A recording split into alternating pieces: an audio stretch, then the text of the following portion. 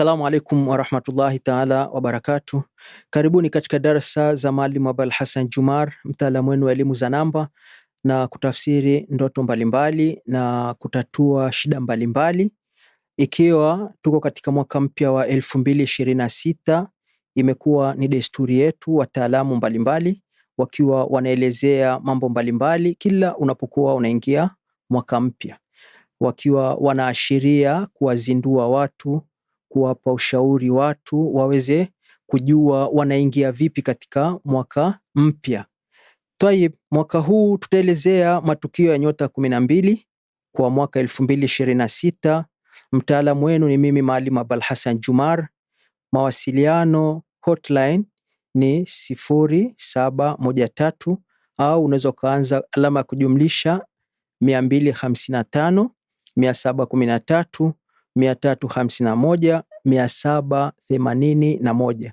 Pia WhatsApp kwa namba hiyo, na namba nyingine ni ukianza vile alama ya kujumlisha 255 753 058 390. Facebook unaingia unaandika mtabiri wa nyota na tiba, unapata pale Mwalimu Abul Hassan Jumar. Instagram unaandika Mwalimu Abul Hassan, na YouTube unaandika Mwalimu Abul Hassan, kufuatilia darasa mbalimbali kwa wale ambao wanataka kujifunza na kujua ukweli wa mambo haya ya elimu za nyota na elimu za kiakili, kutafsiriwa ndoto na mambo kadha wa kadha. Tayib, nyota yetu ya kwanza ni nyota ya kondoo ambayo inaitwa Aries. Ni wale waliozaliwa tarehe 21 mwezi wa 3 mpaka tarehe 19 mwezi wa 4. Mwaka huu wa 2026 ni mwaka wa kufanyika mabadiliko makubwa katika kuongezeka misaada, kupata mali. Ikiwa unafanya biashara au shughuli za kipato, ni muda mzuri kuanza hatua mpya. Marafiki unaweza kuanzisha wapya au kubadilisha. Muda huu katika hatua za mabadiliko una nafasi kubwa kupata upendo mkubwa na wenye faida kubwa ikiwa hauna mikosi. Ni wakati mpya wa kuongeza kipato na mali. Ikiwa huna mikosi, utavutia wengi machoni, japo katika nafasi zao zitakuwa zipo hafifu. Mabadiliko makubwa utayapata hasa kuanzia mwezi wa 6, yani June, na hii itahusisha mapenzi na misaada ya kupata mali, hata kuongezeka marafiki wa maana. Haya yataleta faida zaidi ikiwa huna mikosi. Namba ya bahati ni namba 21. Upande wa kipato katika nyota yetu ya kwanza ya kondoo, mwaka huu kipato kitavurugika na kukosa mipango mara kwa mara. Taarifa za mipango muda wote zitayeyuka. Hofu na huzuni zitaongezeka, na si muda mwafaka kuingia mikataba ya pesa ila kwa kufanyiwa dua kubwa, na pia kuibiwa kutajitokeza mara kwa mara.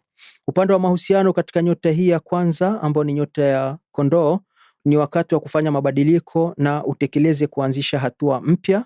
Malengo yatatimia zaidi kupitia mwenza wako, na kuanzia mwanzo wa mwaka huu na mwisho wa mwaka huu wa 2026. Dua zinahitajika zaidi kuondoa mikosi, na ni wakati wa kutusahau ambayo niliokuelekeza kabla. Upande wa afya, mwaka huu mtasumbuliwa zaidi watu wa nyota hii ya kwanza ya kondoo na matatizo ya viungo vyote vya ndani ya mwili. Kwa ujumla utakuwa na changamoto kubwa ya mwilini. Jitahidi kutafuta utatuzi bila kukata tamaa. Nyota ya pili ni nyota ya ng'ombe, Taurus. Ni wale waliozaliwa tarehe 20 ya mwezi wa 4 mpaka tarehe 20 ya mwezi wa 5. Mwaka huu maamuzi utayofanya au yatayofanyika kwa mwangalifu zaidi. Mambo yako mengi hayatofanikiwa, utaharibikiwa kwa kila jambo, huzuni zitaongezeka, na usipojitahidi kuyatatua matatizo yako, ujue yataendelea kukuharibia maisha yako. Vitu vingi havitotimia.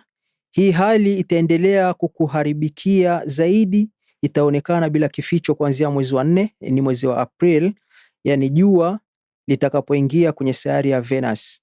Migogoro itaongezeka zaidi kwa mke au mpenzi au mchumba na kuwavuruga zaidi. Lugha za mafanikio ni kujikubali na uwe mpole. Ili mambo yabadilike ni kuchukua hatua haraka ya kutafuta utatuzi. Namba ya bahati mwaka huu ni namba 67. Upande wa kipato kwa nyota ya pili ambayo ni ng'ombe, mwaka huu Unayo nafasi nzuri ya kufanikisha mipango mbalimbali ya pesa. Utapata mabadiliko ya kupiga hatua na kudumu kwenye neema. Ikiwa huna mikosi, utafurahia fursa hii ya mwaka huu wa 2026. Ushindi wako ni kufanya dua mara kwa mara ili uendelee kufaulu zaidi. Upande wa mahusiano katika nyota yetu ya pili ya ng'ombe, mwaka huu kuanzia mwezi wa 5 ambao ni Mei, ni wakati wa kudhibiti mahusiano yako kwa nguvu zote. Ubabe na ujeuri katika hali ya sasa sio jambo sahihi. Jichunge zaidi kuhusu afya yako pia, au jichunge ili usimpoteze mwenza wako.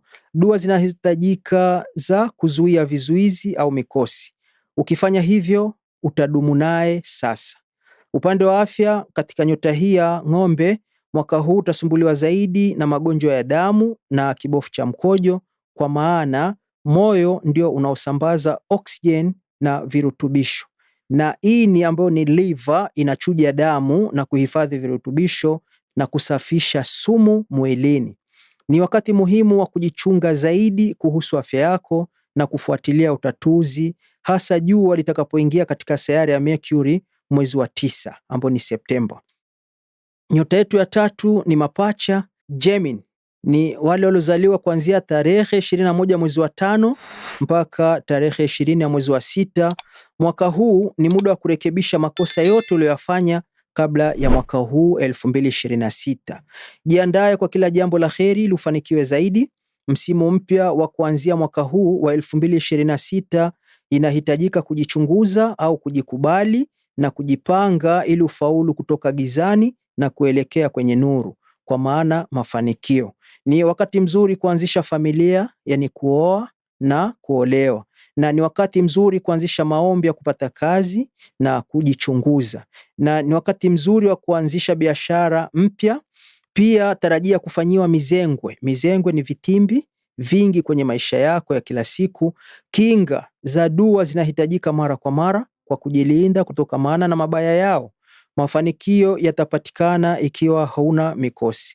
Unaweza kuachia au kutofanya mambo mengi ili kujisawazisha makosa yako. Ikiwa utapata kufanyiwa shughuli za kuondoa mikosi kwa utaratibu wa kinyota, utafanikiwa zaidi mwaka huu wa 2026. Hasa kuanzia mwezi wa 11, yani Novemba. Ikiwa huna mikosi utafanikiwa zaidi. Namba ya bahati mwaka huu ni namba 68. Kwenye kipato katika nyota yetu hii ya tatu, mwaka huu ushindi upo katika kutekeleza mawasiliano yako na matajiri au viongozi ili ufanikiwe zaidi. Wanaohitaji misaada ni vyema na busara wapewe kiasi ya uwezo ulionao. Yani utoe kile ambacho utakachokuwa nacho. Na pia uwe mwangalifu kuingia mikataba ambayo haijafahamika hitimisho litakavyokuwa. Uchunguzi wa mipango ya kipato unahitajika zaidi. Pia uwe mvumilivu zaidi. Upande wa mahusiano katika nyota hii ya tatu ya mapacha au Gemini, mwaka huu jirekebishe zaidi katika mahusiano yako. Angalia zaidi mbele yako ili upate mahusiano yako. Mambo yasiyofaa ni wakati wa kuyaachia, na unaweza kutumia fursa kubwa mwanzoni wa mwezi wa 8 Agosti na mwanzoni mwezi wa 12 ambayo ni Disemba. Upande wa afya, mwaka huu utasumbuliwa zaidi na magonjwa ya viungo kwa ujumla na kuvimba mishipa ya damu, hali ambayo itasababisha kuwa mchovu wa mara kwa mara na kuvimba ngozi. Ni vizuri kutumia vyakula vyenye virutubisho vya vitamin C kwa wingi, na itasaidia kuondosha uchovu na kurejesha virutubisho vinavyopungua au vitakavyopungua. Nyota yetu ya 4 ni Kaa au Kansa. Ni wale waliozaliwa tarehe 21 ya mwezi wa 6 mpaka tarehe 22 ya mwezi wa 7. Mwaka huu ni mwanzo mzuri katika kuyaendea mafanikio makubwa, hasa baada ya mwezi kuingia wa 6, yani Juni. Utapata misaada ya kifedha na ni muda wa kuanzisha hatua mpya ya kuinua kipato chako. Epuka migogoro kati ya akina mama, yani wanawake, uwaepuke sana kufanya nao migogoro. Pia unayo nguvu kubwa ya kuanzisha uchumi na ukafanikiwa kwa haraka, na hii ikiwa huna mikosi utafaulu bila vipingamizi.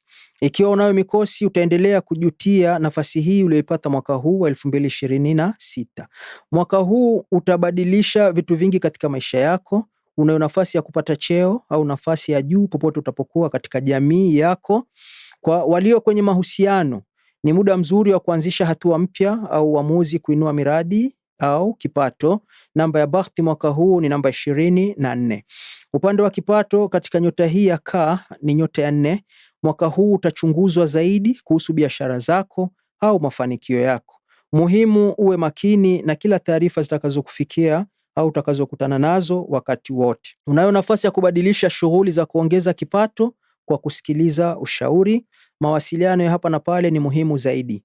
Upande wa mahusiano katika nyota hii ya Ka, nyota yetu ya 4, ni mwaka wa kuwa mwenye hofu nyingi na mashaka. Ndio muda wa kufanya uamuzi sahihi katika mahusiano yako, hasa katikati ya mwaka huu 2026. Wasiwasi na mashaka au huzuni zitaongezeka katika mahusiano yote. Pia ni wakati mwafaka kufanya dua za kinga na kuomba mafanikio katika haya niliyoeleza. Upande wa afya katika nyota hii ya 4, mwaka huu utasumbuliwa magonjwa ya mgongo zaidi, kukaza kwa misuli ya mgongo. Hiyo hali itasababishwa na uzito mkubwa au kukaa kwa muda mrefu, yani mkao mbaya au ubebaji wa vitu vizito. Utatuzi wa hakika unahitajika bila kukata tamaa. Utatuzi hasa jua litakapoingia kwenye sayari ya Mercury ambayo itakuwa ni mwezi wa 9 Septemba. Kwa haya ni kundi la kwanza la hizi nyota 4. Wenye maswali mbalimbali na kutaka kujua zaidi, tuwasiliane na Maalim Abul Hassan kwa utatuzi zaidi. Asanteni wote kwa kunisikiliza.